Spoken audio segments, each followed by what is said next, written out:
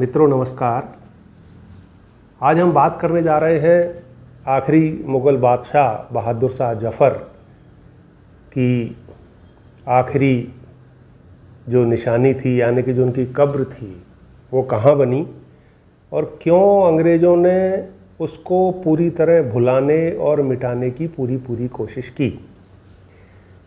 तो मित्रों, जो आखिरी मुग़ल बादशाह बहादुर शाह जफ़र थे, वो वास्तव में केवल नाम के बादशाह थे, क्योंकि उनके पास कोई अधिकार नहीं था और ये माना जाता है कि उनका जो हुक्म था वो केवल लाल किले के भीतर चलता था। लाल किले के बाहर भी उनके हुक्म को कोई नहीं मानता था और वो अंग्रेज़ों के एक तरह से पेंशन पर और रहमो करम पर जीवित थे। उनका बहुत बड़ा परिवार था किले के भीतर, जो कि अक्सर गरीबी का सामना किया करता था।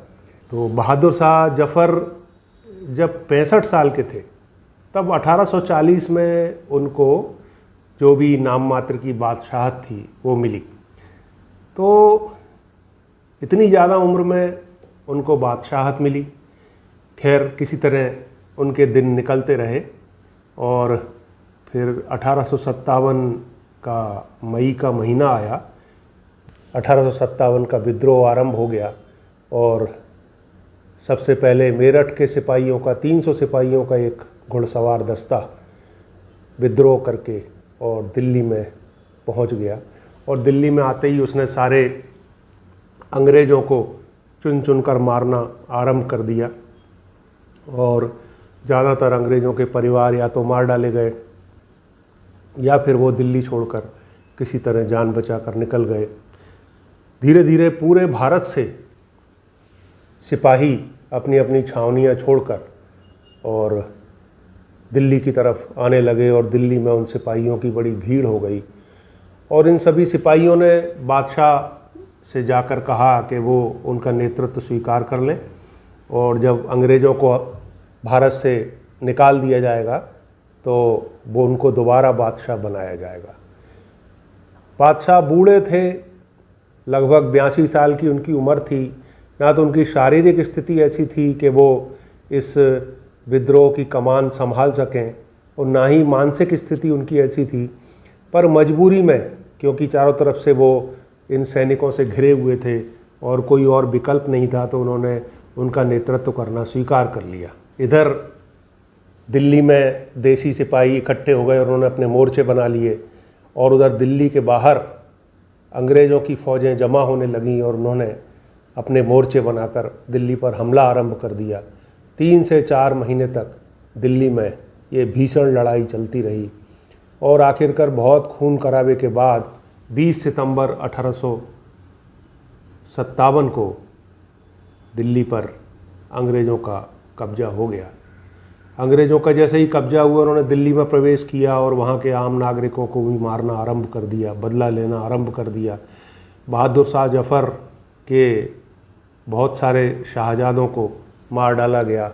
केवल बहादुर शाह जफ़र बच गए, क्योंकि जब उन्होंने आत्मसमर्पण किया था तो उनके साथ एक समझौता किया गया था कि उनको जान का कोई खतरा नहीं होगा और उनके ऊपर एक मुकदमा चलाया गया और फिर बहादुर शाह जफ़र को भारत से दूर रंगून कैद में रखने का निर्णय लिया गया।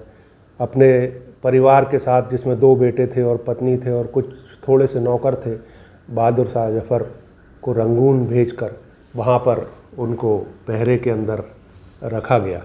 तो मित्रों, 7 नवंबर 1862 के दिन रंगून में ही, जब वो 87 साल के थे, बहादुर शाह जफ़र ने आखिरी सांस ली। ये एक जाड़ों की नमी से भरी हुई धुंधली शाम थी जब उनके जनाजे को अंग्रेज़ों की फ़ौज के पहरे में चुपचाप उठाया गया। उनके केवल 2 बेटे साथ में थे और एक दाढ़ी वाले एक सज्जन थे। कब्र पहले से अंग्रेज़ों ने तैयार कर रखी थी और उसमें बहुत सारे चूने का भी इंतज़ाम कर दिया था, जिससे कि सारे अवशेष बहुत जल्दी समाप्त हो जाएं।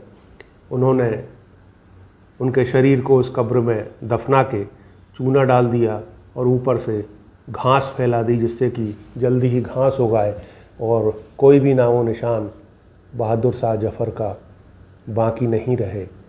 जाहिर है कि अंग्रेज़ों के मन में एक भय था कि यदि कोई नामो निशान बाकी रहेगा तो हो सकता है अंग्रेज़ों के ख़िलाफ़ भविष्य में कभी न कभी कोई विद्रोह की भावना स्थानीय लोगों में पनप जाए।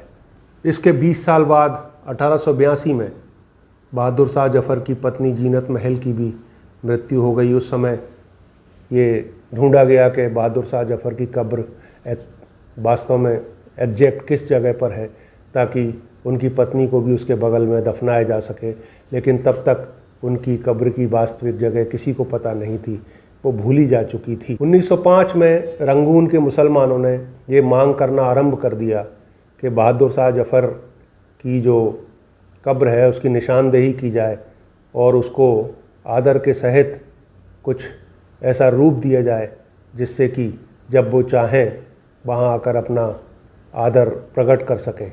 काफ़ी वहाँ प्रदर्शन हुए, अखबारों में लंबे लंबे इस पक्ष में लेख लिखे गए। तब जाके 1907 में ब्रिटिश सरकार ने ये अनुमति दे दी कि बहादुर शाह जफ़र की कब्र पर एक पत्थर लगा दिया जाए जिसमें उनके बारे में कुछ इबारत लिख दी जाए और साथ ही साथ एक जंगला भी वहाँ चारों तरफ बना दिया जाए। एक जगह जहाँ पर कि ये माना गया था कि यही कब्र है, ये सारी व्यवस्था कर दी गई।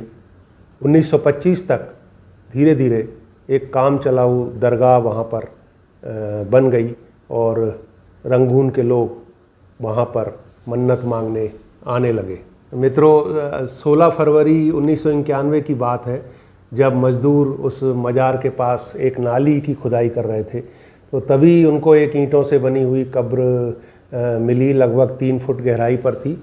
और ये जो मज़ार बनी हुई थी उससे इसकी दूरी करीब 25 फीट दूरी पर ये मिली और उसमें आखिरी मुग़ल बादशाह का जो कंकाल था वो पूरी तरह सुरक्षित मिला। तब जाकर जो असली कब्र की जगह थी उसकी खोज हुई और फिर इस पर स्थानीय लोगों ने मिलकर एक काफ़ी अच्छी मज़ार का निर्माण कर दिया और लोग उनको पीर मानने लगे और अपनी मन्नतें मांगने के लिए भी इस जगह पर लोगों का आना जाना शुरू हो गया। जब भी भारत, पाकिस्तान और बांग्लादेश से कोई राजनीतिज्ञ बर्मा जाता है तो राजनीतिक कारणों से या उनकी अपनी स्वेच्छा से वो अक्सर ही इस जगह पर ज़रूर जाते हैं और बहादुर शाह जफ़र को अपनी श्रद्धांजलि पेश करके आते हैं। तो मित्रों, आखिरी मुग़ल बादशाह बहादुर शाह जफ़र जो एक शायर भी थे, उन्होंने इस परिस्थिति को बताने के लिए खुद ही एक गज़ल लिखी थी जिसका शेर है कि उम्रे दराज मांग कर लाए थे 4 दिन, 2 आरजू में कट गए 2 इंतज़ार में, और कितना है बदनसीब जफ़र दफन के लिए 2 गज जमी भी न मिली कुए यार में। तो ये बात सही है कि भारत में वो दफन नहीं हो सके और बर्मा में, रंगून में जिस जगह वो दफन हुए वो जगह भी बहुत सालों तक गुमनाम बनी रही। तो मित्रों, मेरे चैनल को लाइक, शेयर और सब्सक्राइब कर दीजिएगा। फिर भेंट होती है अगले वीडियो में। नमस्कार।